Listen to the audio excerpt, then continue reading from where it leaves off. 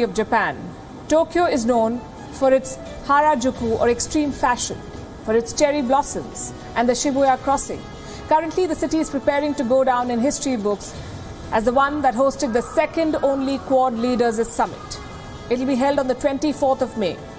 It will be attended by leaders of all 4 Quad countries. India's Prime Minister Narendra Modi has already landed in the city and he's had a packed day today. Australia's newly elected Prime Minister Anthony Albanese was sworn into office in record time just so that he could be part of the summit. US President Joe Biden is also in Tokyo, and hosting all of them is Japan's Prime Minister Fumio Kishida. The bilaterals have begun, the diplomacy has begun, and goes without saying, so have the protests. There is tight security here in Tokyo, and we're here to break down all the developments for you. We'll be bringing you exclusive stories through the week, and we'll also be adding the much-needed Indian perspective to every story that we bring to you. This is Gravitas Tokyo edition. I'm Palki Sharma Upadhyay. Let's get started.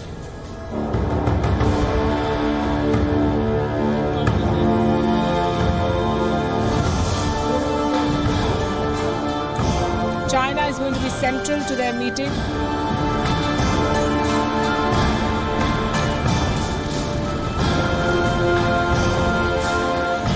Get beyond the terrible crisis in Ukraine.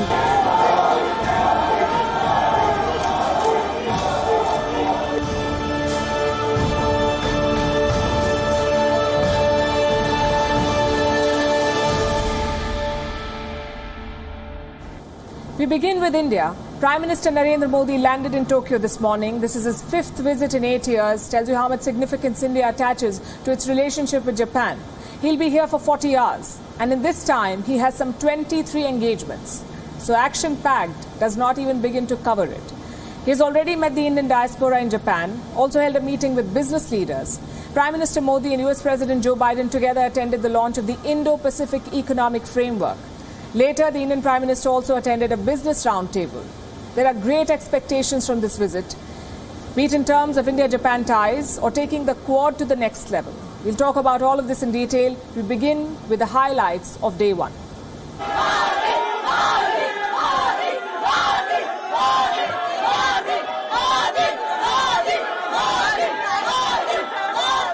Vivekananda ji ने भारत के लोगों को कहा था कि भाई एक बार देखकर तो आओ जापान है कैसा।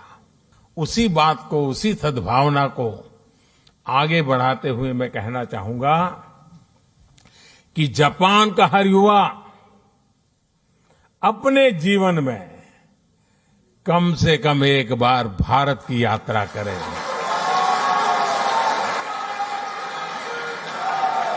This was Indian Prime Minister Narendra Modi's message to the Indian community, brimming with pride as he ferried India's word to those living thousands of miles away from home.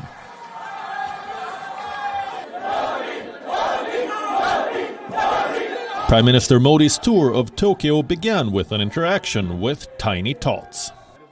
Young fans gathered outside the Prime Minister's hotel, dressed in traditional attire, waving the tricolor and holding placards written in Indian languages.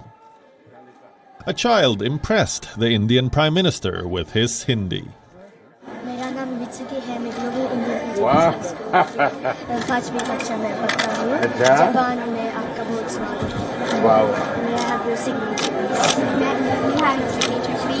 कहाँ से सीख लिया तुमने हिंदी? हैं? बहुत अच्छा जानते हो? वाह! वाह! और जापानी में क्या लिखा है? ये 3 भाषा लिख दी। The heartfelt welcome was emblematic of the deep cultural ties India shares with Japan. The reception the Prime Minister received from the Indian diaspora later in the evening was symbolic of India's growing soft power in the Asian country. A cacophony of claps, clicks, loud chants and cheers filled the hall as the Prime Minister walked to the podium to address hundreds who had gathered from across Tokyo and outside. The diaspora's enthusiasm impressed the Indian leader. हम कर्म भूमि से तन मन से जुड़ जाते हैं, खप जाते हैं, लेकिन मातृभूमि के जो जड़ों से जुड़ाव है उससे कभी दूरी नहीं बनने देते हैं. The Prime Minister's address to the Indian community was straight from the heart. He spoke about New India and its place in the world. Prime Minister Modi recapped how Indian solutions have been solving global problems. चारों तरफ अनिश्चितता का माहौल था. उन परिस्थितियों में भी भारत ने दुनिया के देशों में दवाएं भेजी. जब वैक्सीन्स अवेलेबल हुई तो भारत ने मेड इन इंडिया वैक्सीन्स अपने करोड़ों नागरिकों को भी और दुनिया के 100 से अधिक देशों को भी भेजी. The Prime Minister also spoke about India's contribution to climate action and a green future. He stressed on the need for a stable, trusted global supply chain. Almost every sentence was followed by thunderous rounds of applause. Every mention of India's success was followed by cheers and chants. Bharat का banking system in मुश्किल हालात में भी निरंतर चलता रहा और उसका एक कारण भारत में जो डिजिटल रिवॉल्यूशन आया है. पूरे विश्व में जितना भी डिजिटल ट्रांजैक्शन होता है उसमें से 40% अकेले भारत में होता है. The Prime Minister also spoke about India's democracy and its dreams of expanding global footprint. आजादी के 100वें वर्ष तक हिंदुस्तान को हमें कहां पहुंचाना है, किस ऊंचाई को प्राप्त करना है, विश्व में हमारे झंडा कहां कहां कैसे कैसे गाड़ना है, आज हिंदुस्तान उस रोड मैप तैयार करने पर लगा हुआ है.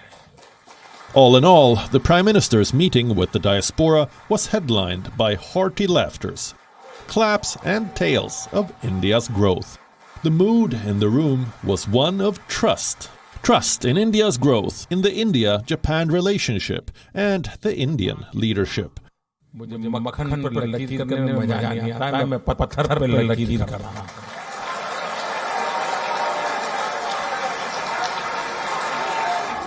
Some 40,000 Indians live and work in Japan. Most stay in Tokyo. Many work as IT professionals and engineers in both Japanese and Indian firms. The Indian diaspora is also engaged in the management, finance, education and research sector. The Prime Minister had set the stage for this interaction with the Indian community and the Quad leaders by penning down an op-ed in a local paper.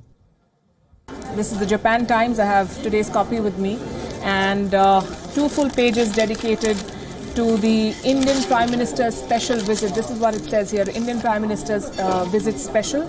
And this is a full write-up by the Indian Ambassador to Japan, Sanjay Kumar Verma. And there are some ads welcoming the Prime Minister. Mr. Verma, of course, recounting of how this relationship has gone from strength to strength. And then we have a write-up by Mr. Hira. He's the chairman of the India Commerce and Industry Association Japan, and he has spoken about Prime Minister Modi's method. The Prime Minister himself has also penned a write-up in a local newspaper, and I have a soft copy with me, and he basically talks about his relationship with Japan when he was the Chief Minister of Gujarat, how he found the Japanese to be very committed to the cause of development and how he built that relationship. And then he goes on to talk about the Indo-Pacific, about the Quad. And he says, and I'm quoting here, the two democracies, they're strategically located in the Indo-Pacific region and can be important pillars of a stable and secure region. So the messaging is all there in the right direction. As preparations continue for the Quad meeting and the various bilaterals on the sideline, India has already set the mood for the summit. It is one of trust and progress. So that was the color. Now let's talk about the substance. Why is Prime Minister Modi of India in Tokyo? Who is he meeting and why? What are the expectations from this visit and what are the outcomes that everyone is hoping for? In the next few minutes, let's unpack Prime Minister Modi's Japan tour. The theme of this trip is synergy. The pandemic and Russia's invasion of Ukraine have thrown up some serious challenges, like the rising inflation, the supply shortages, global economic instability, and most importantly, the need to maintain international peace and security. Now, these are all big problems. They need big solutions. And for any major breakthrough, you need alliances. You need synergy with like-minded partners. That's why Prime Minister Modi is here, to build synergies with key allies. Synergies also create opportunities, we know that. The war in Ukraine has shaken up the world order. Old alliances are being snapped. New relationships are being built. And all of this brings opportunity on the economic front. India is trying to leverage its diplomatic ties to get the best deals, to make the best of a difficult situation. And to open those doors, Prime Minister Modi is making a personal pitch to key stakeholders. This includes heads of state and top business leaders. Like I said, the Indian Prime Minister will be in Japan for 40 hours. He has 23 engagements: the Quad Summit, bilateral meetings with 3 world leaders, and engagements with at least 36 Japanese CEOs. So he wasted no time and got to work as soon after landing. We've seen back-to-back meetings today. First up were the business leaders. The Indian Prime Minister met with 4 of them one-on-one, and they're all doing major businesses in India right now. The first meeting was with Nobuhiro Endo. He is the chairman of the NEC Corporation. It is one of the biggest players in information technology. They're talking about building smart cities in India. In 2020, NEC's business in India was worth around $400 million. Now this company wants to scale this to $1 billion in the next 5 years, and it wants to use India's rich talent pool for that. The second meeting was with Uniqlo's president and CEO, Tadashi Yanai. Now Uniqlo is the world's 3rd largest fashion brand. It entered India just 2 years ago. It already has 6 major stores. The revenue last year was $30 million. Uniqlo wants to expand its footprint in India. The third business leader to meet Prime Minister Modi was Osamu Suzuki. He's an advisor to the Suzuki Motor Corporation. Now, our viewers from India would know Suzuki well. It runs the biggest car company in India. It's called Maruti Suzuki. The company has almost 45% share of the Indian market. It earned $10 billion in revenue in 2020. Suzuki has been in India since the 1980s. It remains a key player in the automobile business. The fourth and final meeting was with Masayoshi Son of SoftBank. He is the 2nd richest man in Japan and the 68th richest person in the world. He's the world's largest tech investor, and by extension, he's one of the biggest investors in India in the technology space. He is an investor in almost all Indian unicorns. I'm talking about the likes of Paytm, Flipkart, Ola, Oyo, Lenskart, and many others. SoftBank-backed companies have created more than 1 million jobs in India. So this man remains a key stakeholder in the Indian startup ecosystem. Prime Minister Modi also attended a roundtable with Japanese business leaders. New Delhi wants to attract the best of Japan to India. It also wants to access international markets. And for that, the next initiative is important. That is the Indo-Pacific Economic Framework, IPEF. Indo-Pacific Economic Framework. This is an initiative for trade partnerships in the Indo-Pacific. It will challenge the China-led RCEP. RCEP, as you would know, is Regional Comprehensive Economic Partnership. And remember, India had walked out of this RCEP negotiation in 2019. That's because this deal does not protect Indian interests.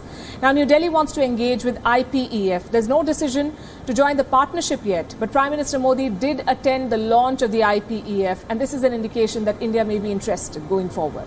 Needless to say, China is not thrilled to see the rise of the IPEF. It feels threatened already. This is what the Chinese Ministry of Foreign Affairs said ahead of the launch of the IPEF.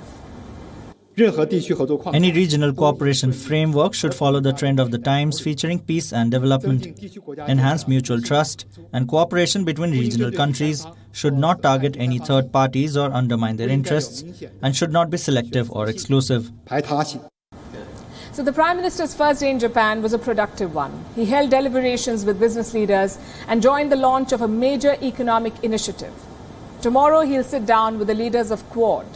What are the outcomes that we can hope for by the end of day 2? These are just early signals, but New Delhi could be quietly laying down the foundations for a deeper partnership with leading democracies, especially in Asia. So when the Quad assembles, what kind of issues are the leaders going to deliberate on? What kind of strategies are they going to chalk out? What are the challenges that these talks might address?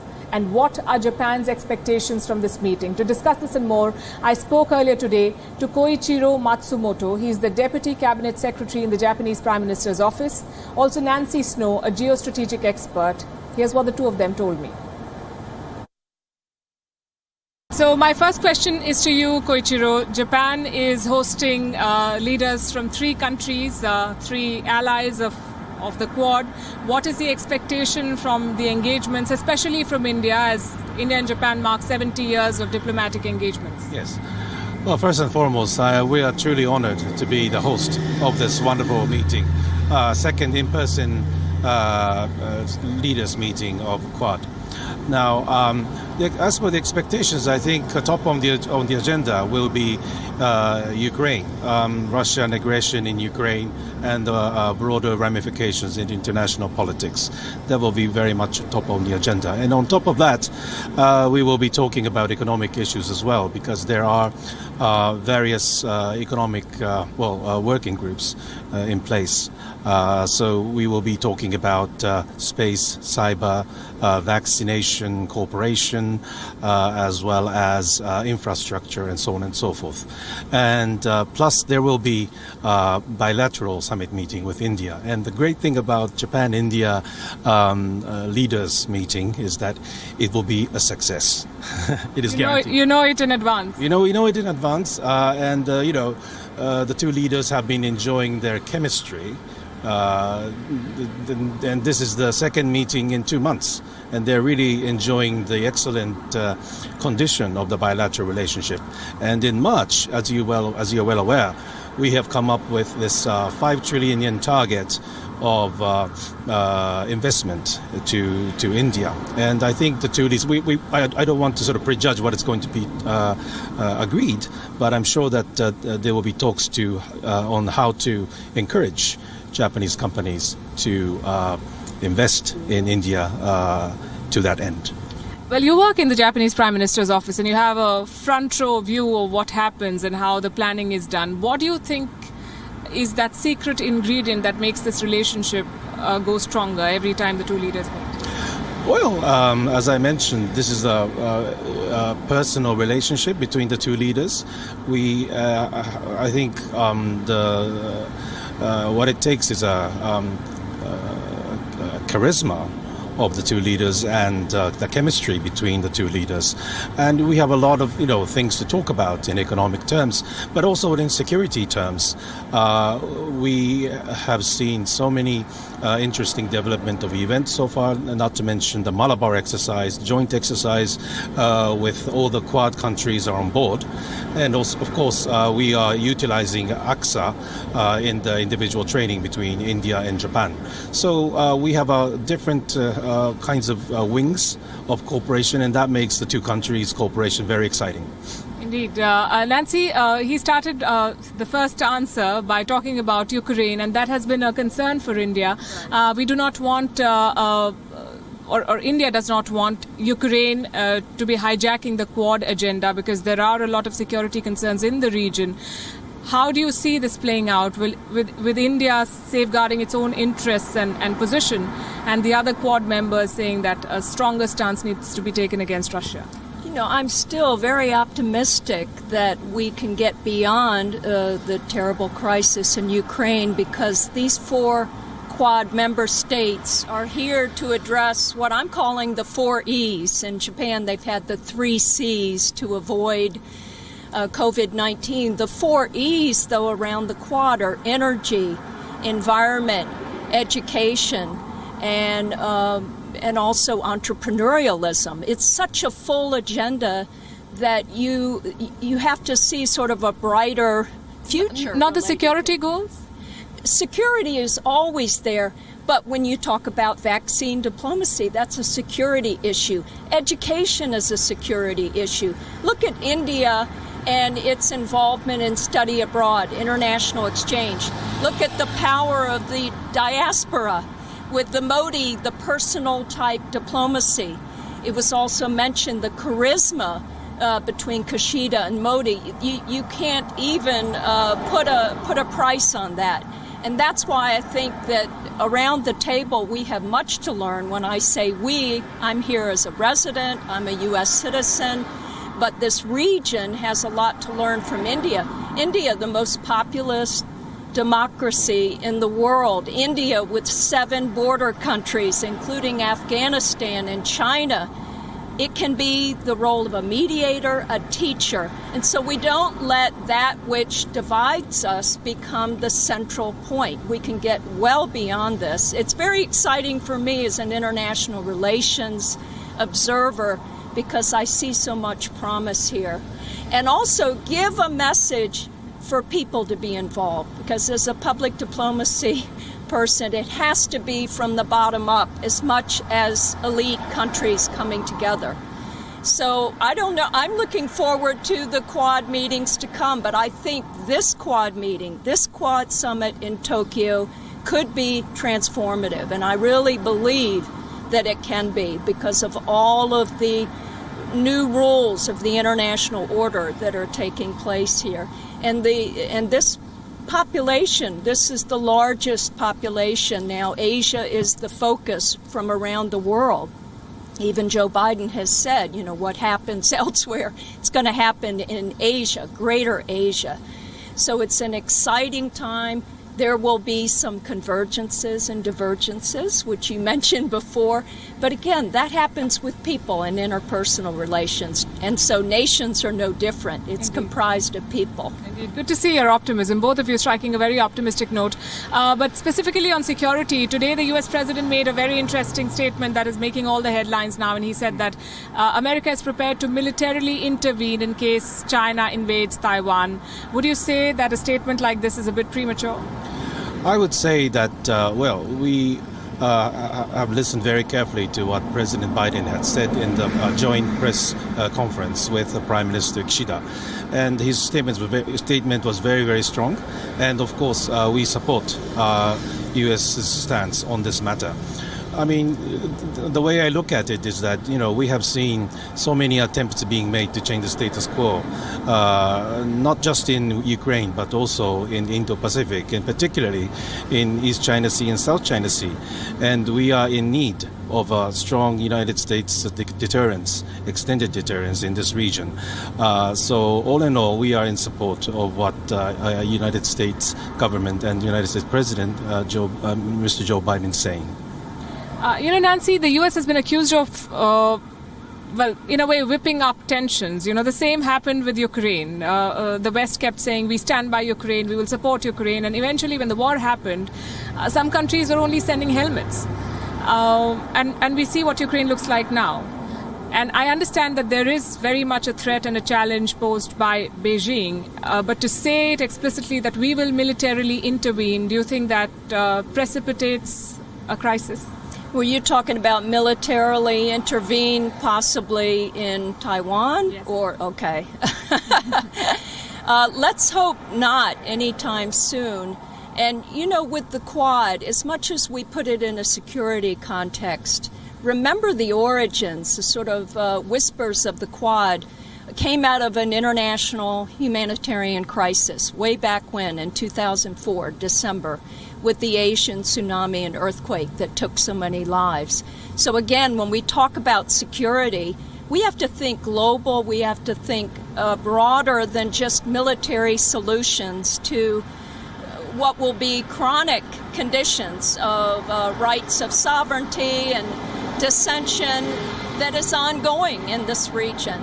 And as much as we have to anticipate a possibility, I don't think it's a probability anytime soon. Now, there are going to be those who disagree with me, but if you put the conditions in place of negotiation and diplomatic dialogue and keep people talking, for instance, Japan regularly talking with China, regularly talking with South Korea, as much as it may be talking to the U.S., that's very helpful. Talk alone won't resolve these conflicts, but it can help to get through some of the misunderstandings and even misinformation that perpetuates. I want to add that I've taught for years at Tsinghua University in China and have had an experience here with the Schwarzman College that welcomes young global scholars from around the world. There's a promise in the educational sphere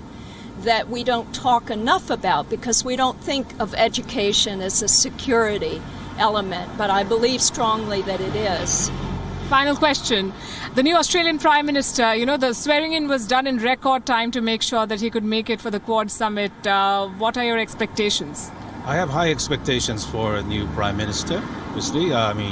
The election is a reflection of the healthy political debate in the domestic politics, and we look forward to working with the new Prime Minister of Australia. Of course.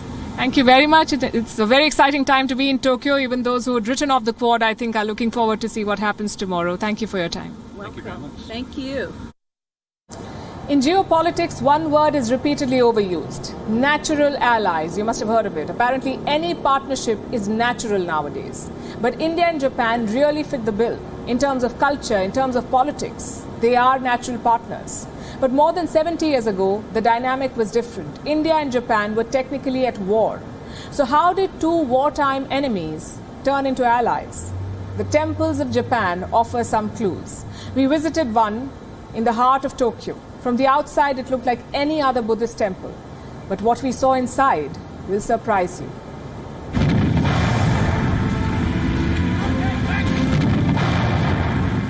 March 1944. India and Japan stand on the opposite sides of history. Through the rugged hills of India's northeast, Japanese soldiers swarm in. Their goal is to beat the British, to take India for themselves. What followed is an often forgotten episode of World War II, the battles of Imphal and Kohima. It was a grueling campaign. Japan endured their largest defeat of the Second World War. The war put India and Japan on opposing sides. Neither public wanted it. India was under British colonial rule, and the Japanese were blindsided by their military leaders. I know it's hard to imagine today, but 75 years ago, India and Japan were technically enemies. Once the war ended, the relationship changed. India threw off her colonial shackles, and Japan gave up its martial ambitions. Soon, a new Asian partnership blossomed. 2022 is a special year in this journey. It marks 70 years of diplomatic relations between India and Japan. The war is long forgotten. Today, both countries count each other as natural allies. Bilateral trade between India and Japan is worth around $17 billion. Japan is the third largest foreign direct investor in India. Total investments, around $42 billion. Politically, too, there is alignment. India and Japan are members of the Quad grouping. They share a similar vision of the Indo-Pacific. At the United Nations, they are part of the G4. Japan, India, Germany and Brazil. All four countries share common views on reforming the UN Security Council. So how did two wartime enemies forge this strong partnership? One reason is the cultural connect. Indian and Japanese civilizations are tied by common threads. Religion, for example. The Japanese believe in the 7 gods of fortune. 4 of them originated as Hindu deities. Benten, drawn from Saraswati. Bishamon, from Kuber. Daikokuten, from Shiv. And Kishoten, from Lakshmi. These deities emerged between the 6th and the 8th centuries. So did Buddhism. Today it is the second most practiced religion in Japan. Buddhism took the long route here, from the subcontinent to China, from China to the Korean peninsula, and from there to Japan. The Buddhism you see here is a hybrid one. And to experience it firsthand, we visited the Benzaiten temple in Tokyo. This is a Buddhist temple, but the goddess inside is drawn from Hinduism. She's called Benten, and if you look closely, you'll find that the resemblance is uncanny. She has a string instrument in hand. She's the goddess of wisdom and music, much like the Hindu goddess Saraswati. And this shows that the cultural exchange is not superficial. There are at least half a dozen Benten shrines in Tokyo. It's the second most worshipped idol in Japan after Buddha. You can spot many similarities here. The subtle odor of the burning incense sticks, the worshippers lining up to wash their hands, everything reminds you of temples in India. Such cultural ties cultivate warm sentiments. In 1949, Jawaharlal Nehru sent elephants to Tokyo. He named them after his own daughter. The Indian jumbos were a star attraction at the zoo for decades. 3 years later, India and Japan signed a peace treaty, one of Japan's first after World War II. But the relationship never really took off. One reason was the Cold War. Japan was allied with the United States of America. India, on the other hand, was neutral. Suzuki Samurai. Yo, mate. No problem. This Cold War politics never hampered economic relations, though. No problem. Nor did it affect people-to-people ties. But strategic alignment never happened. Then came the 1990s, a decade that nearly derailed India-Japan ties. Back in 1998, India conducted the Pokhran nuclear test. Japan was not impressed. Being a victim of nuclear war, Tokyo could not accept New Delhi's decision. Sanctions and diplomatic offensives followed.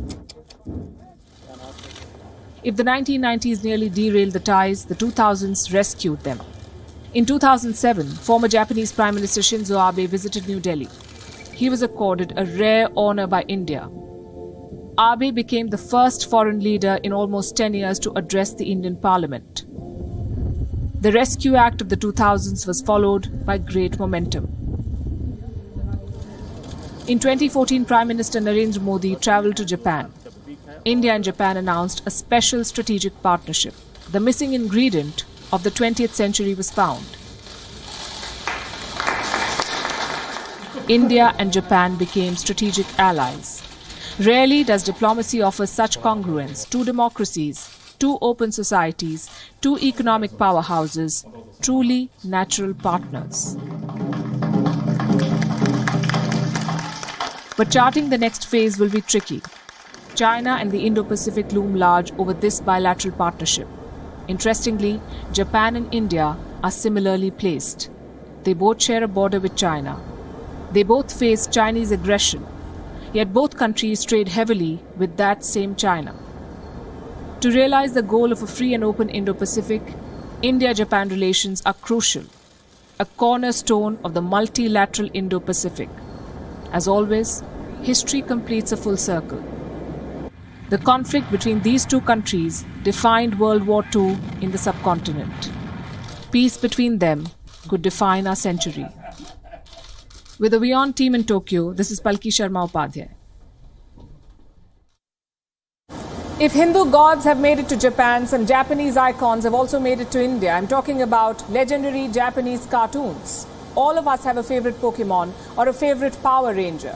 Do you have a favorite Pokemon? These characters are Japan's gift to the world. What the people here call cool Japan. In the 80s and 90s, Japanese pop culture took the world by storm. You think K-pop is big. J-pop was bigger. Those icons are still fondly remembered, but over the years, the allure of cool Japan has faded.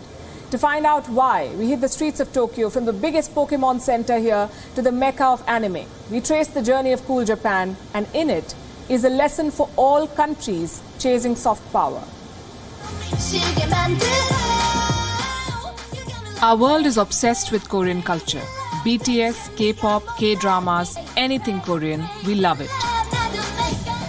But South Korea did not pioneer Asian soft power.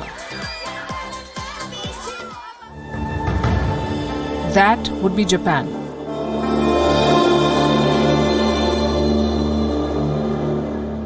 Soft power means different things for different countries.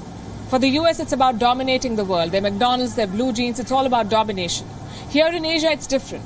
Soft power here is not about dominating the world or displacing Western culture. It's about creating an appeal, a niche. K-pop has done that, and before them, Japan did it too. The Japanese call it cool Japan, and this includes everything. Manga, anime, Pokemon, J-pop. Anything that is intrinsically Japanese and exciting. The strategy dates back to the 1980s. Japan's foreign ministry decided to harness the power of Japanese culture to sell their way of life to the world. Eventually, icons were born, none bigger than this one. We have the Pokemon Center in Tokyo. And as you can see, we're surrounded by everything Pokemon. Toys, cards, costumes, you name it. And this brand needs no introduction. It was launched in 1996. Pretty soon it conquered the world. The numbers are simply staggering. 380 million video game copies sold. 1 billion movie downloads. Movies, music, comics, they've diversified into everything. The company's current valuation is $92 billion. The Pokemon Center in Tokyo is a fan favorite, and honestly, we can't blame them. This happy yet sleepy Snorlax welcomes you to the center. Inside is Pokemon Paradise.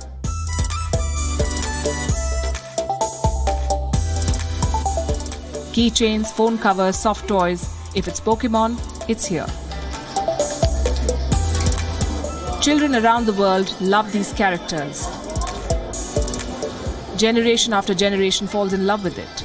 And Pokemon is just one of the many. If you want to truly experience Japanese soft power, this is the place to come to. Akihabara. If J-pop were a religion, this would be the temple. This place has a very interesting history. It wasn't always this glitzy and nerdy as you see it right now. After the Second World War, it was a black market. People came here to buy electronic goods, especially household stuff. But now it is the capital of cool Japan. People gather here to celebrate their favorite characters, their favorite movies. It's sort of like Comic-Con, but for Japan. Manga is a big hit here. How do we describe manga to someone outside Japan? Easy definition: Japanese comics. But in reality, there's so much more. The manga technique dates back to the 19th century. But today's manga artists are a cool lot. They wear Western clothes, they use super fast computers and digital pens, yet their dedication to the craft is untouched. The manga industry is worth around $6 billion. A typical manga is printed in black and white.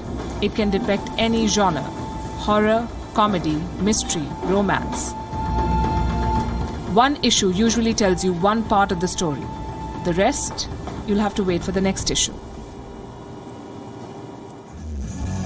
Despite this cult popularity, Japanese pop culture is losing out. One reason is the Hallyu wave, the arrival of a soft-powered giant to the West, South Korea. By 2017, the Korean media industry topped $100 billion. Japan became the former cool kid.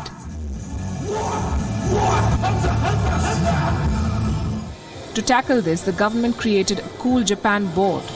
They were given $340 million and one job: make Japan cool again.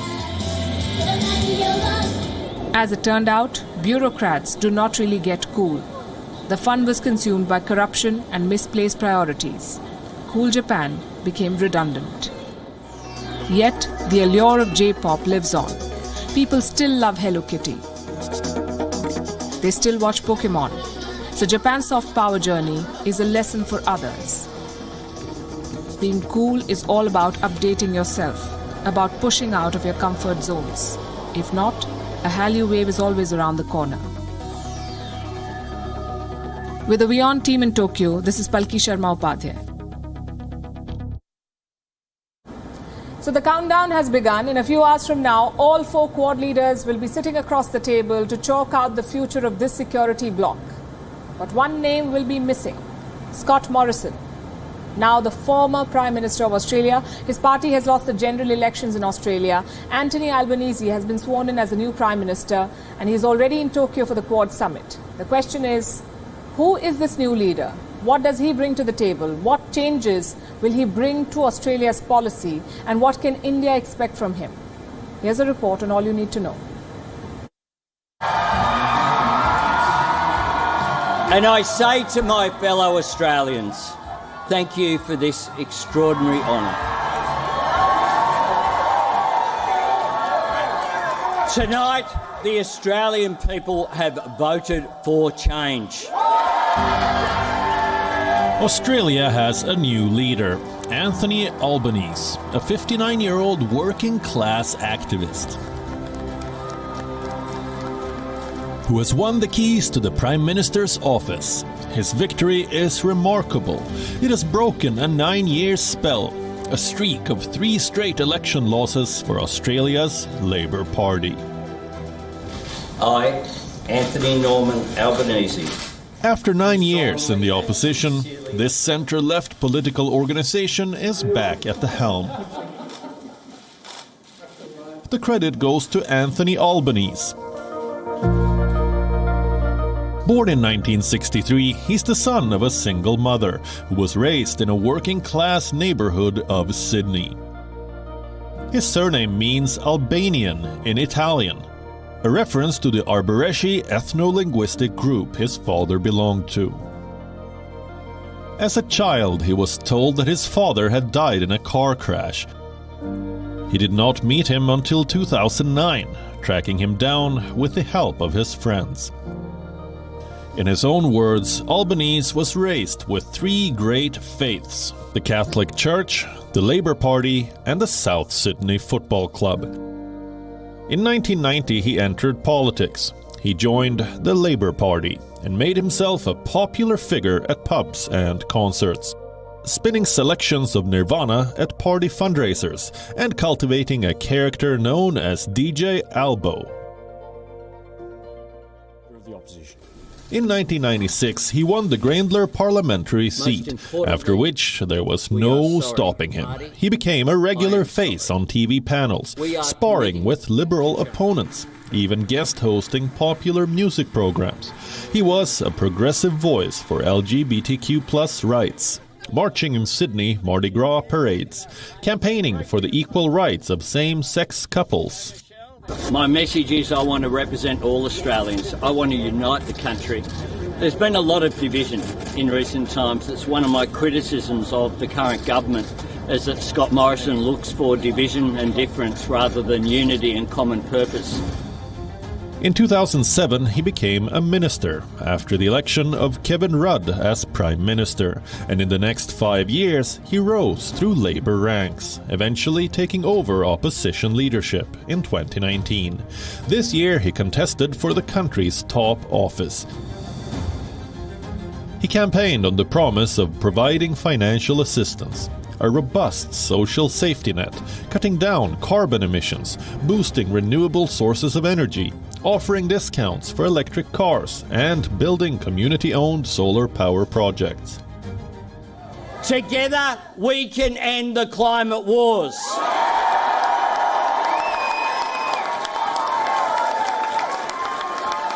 Together we can take advantage of the opportunity for Australia to be a renewable energy superpower. On foreign policy, he promised to continue Australia's pro-US tilt, calling an alliance with Washington the first pillar of Australia's foreign policy. He also supports the AUKUS, a security alliance with the UK and the United States, to equip Australia's Navy with nuclear-powered submarines. Under his leadership, the Labour Party has proposed to establish a Pacific Defence School aimed at training armies against China's military presence in the region. He is also a strong proponent of the Quad and is in favour of strengthening security ties with India. Anthony Albanese may be a lesser-known face to many Indians, but he is no stranger to India. Obviously the Quad Leaders meeting is an absolute priority for Australia, and it enables us to send a message to the world that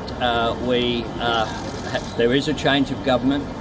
There will be some changes in policy, particularly with regard to climate change and our engagement with the world on those issues. He traveled to New Delhi as a backpacker in 1991 and led a parliamentary delegation to India in 2018. Immediately after his victory, Prime Minister Modi was one of the first world leaders to congratulate him.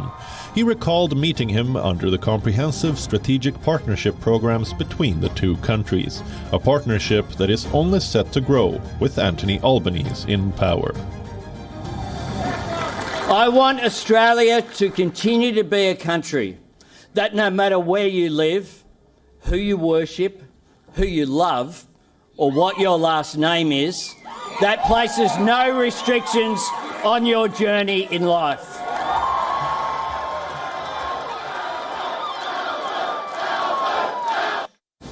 Here's what else is making news across the world. This is Gravitas Global Headlines.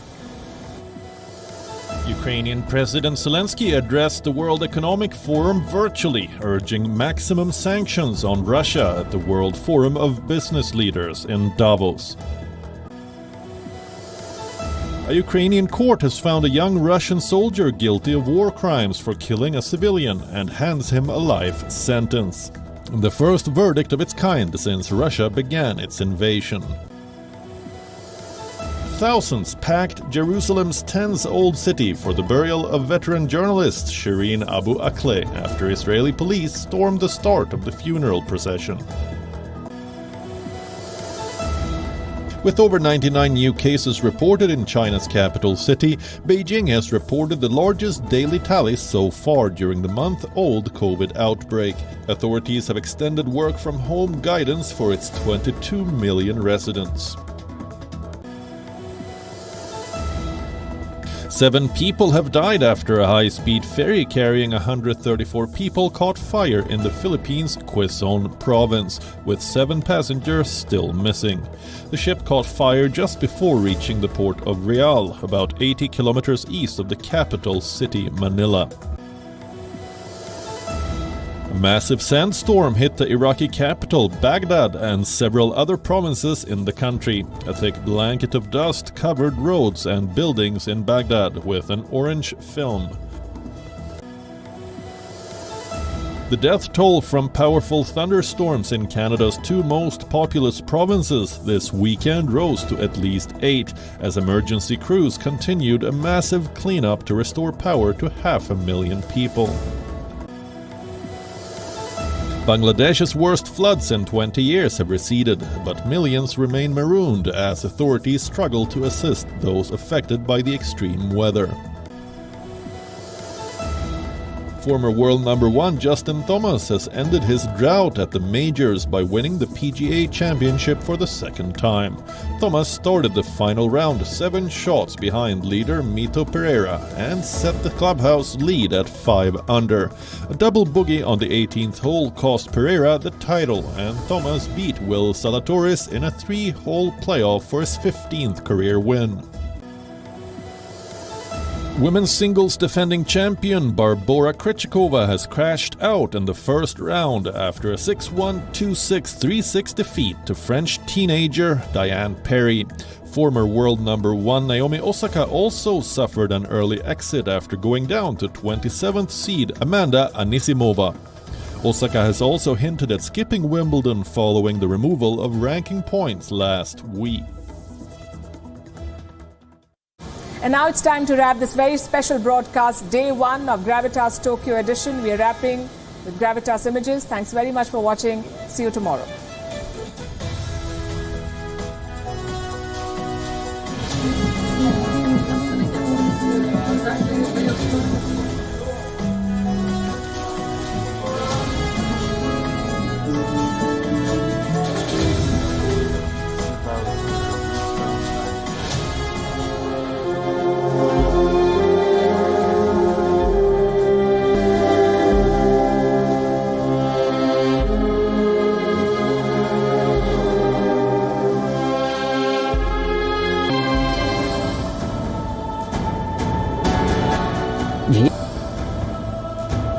건설, 혁명 위협의 계승과 발전에서 그 누구도 대신할 수 없는 사회주의 건설의 새 역사를 창조하던 와 불멸의 업적을 최상의 경지에서 빛낸